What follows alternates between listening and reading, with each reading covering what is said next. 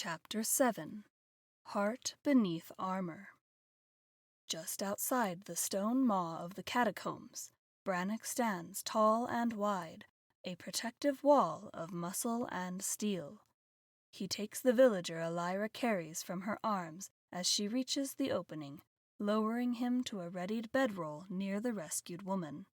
"Was that scream from a ghost, or one of you?" he asks, exhaling hard. I shake my head, too focused to answer yet. I raise my staff, stepping forward onto a patch of dry earth, pressing it firmly into the soil. The ground beneath my feet begins to glow, softly at first, then brighter, blossoming into a gentle brilliance like a full moon on a cloudless night. The ground is now consecrated for improved healing. With the field in place, I kneel between the two villagers, beckoning the wind and nature's healing energies. The villagers react to your aether. One lets out a hoarse, rattling breath. The other groans weakly and squeezes Elira's hand.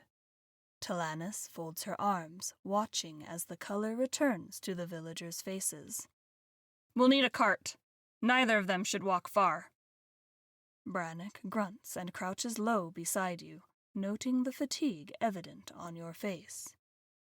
"You all right, Cadence? That thing. I felt it in my bones." I lean my head down and sigh heavily. Physically, I'm fine, though I may have nightmares for weeks, years even. I've never fought something so terrifying. Brannock lowers his voice so only you can hear. "Talanis told me what you did. Held the Shadow's attention, stood your ground even after a soul-rending blow. Not many have that sort of courage." Cobb flops noisily onto a nearby rock. "A hall full of traps, one wrath beast, 2 villagers rescued. Not bad for a morning's work." I lift my head again, staring at Cobb with a confused expression. Did that potion damage your brain? It's pitch black out here. Cobb blinks at you, then at the darkened sky, now properly inked with stars. "Huh. So it is. Thought the shadows just followed us out here." He reaches into his coat, pulls out a corked flask, gives it a suspicious sniff, then tucks it away again. "Definitely the potion." Elira chuckles softly, sweeping some moss off a log before sitting down beside one of the villagers. "We all need some rest, but I want to study the seal fragments and those etheric traces while they are still fresh." Her tone is calm, but you notice the way her fingers tremble slightly as she lifts her journal. Still sitting in the grass, shaking and nauseous from the surge of adrenaline, I say, I need a minute. You go on ahead. I'll catch up. Cobb gives a tired little bow from the waist, though his eyes still twinkle with mischief.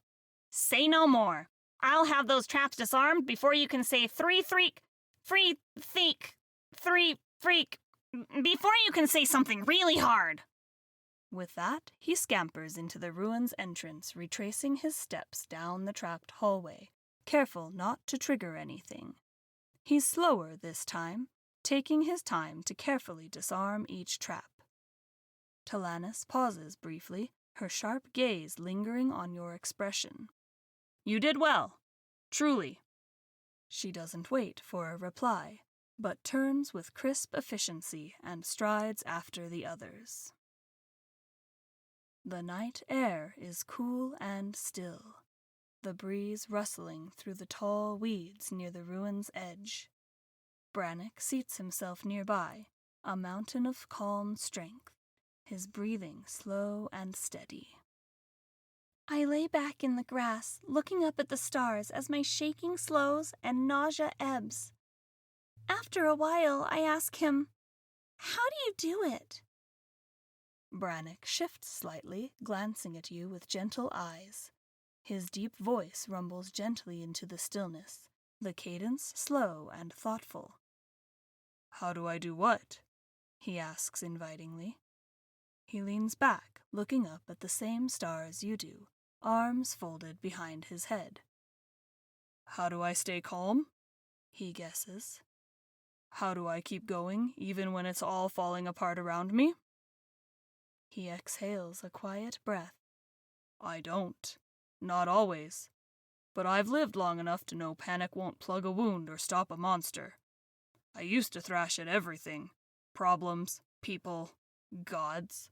Got me nowhere but broken bones and burned bridges. He turns his head to look at you fully now, blue eyes steady. Now I fight what I must, protect who I can. And when it's too much, I remind myself why I'm fighting, and who I'm fighting with. There's a moment of quiet. Then, with a low chuckle, he adds, Also, deep breathing and large quantities of roasted meat. Highly underrated therapy. I listen intently to his admissions of weakness, astonished that a man of his immense stature would readily admit to imperfection. Most soldiers I've fought beside are all beer and bravado. Laughing softly, I agree, roasted meat sounds great right now. But I mean... My voice softens. Rushing into combat, facing the enemy directly, being the target. I've always hid in the background, trusting my magic to keep my allies safe while they keep the monsters away. Today, I just jumped in there and I kept that thing at bay. I don't even have any armor. I mean, I guess that didn't really matter since its magic would likely have just passed through armor, but I never thought I'd be one to do that. And I don't know if I could do it again. Brannock listens without interruption, letting the weight of your words settle in the space between you. You did do it, he says quietly after a beat. You stepped in front of the monster. You held the line. You didn't flinch. You stood your ground. He props himself up on one elbow, careful to keep his movements slow, as if not to break the vulnerable moment. Cadence, I've worn armor so heavy it left bruises just from standing still. I've trained with shields taller than most people. But none of that means anything next to what you did. You went in unarmored, not knowing what was waiting. That's not just courage. That's heart. His gaze locks with yours, steady and warm. No one expects you to do it again tomorrow, or ever if that's not your way. But today, you found something in yourself, and that doesn't go away. It just waits until it's needed again. Then he leans back down with a soft sigh, folding his arms behind his head once more as the quiet peace of the night air surrounds you. A light breeze stirs the grass, cool against your skin, as the darkness continues to soften. In the distance, you hear Cobb's voice echo faintly from the catacombs, muttering something about hoarder ghosts and dusty treasure. Thank you, I say awkwardly, not knowing how to respond to his encouraging words. Then, sighing as I stand, I'd better get down there and make sure Cobb doesn't have his head stuck in something. Brannock chuckles, a deep, low sound like a storm over the ocean. Aye, that's Cobb for you. If there's somewhere to get stuck, he'll be there. Down in the tunnel, you hear a faint Aha! followed by a dusty clunk and a faint, undignified Oof! Stepping through the doorway, you find Cobb crouched beside a stone plinth, half covered in cobwebs and muttering curses in 3 different dialects. He has successfully opened an ancient funerary chest, though judging by the layer of dust now clinging to his eyebrows, it might have come at the cost of a sneezing fit. Elira, standing nearby with arms crossed and one brow arched, gives you a knowing look. He tried to open it with his elbow, Cadence.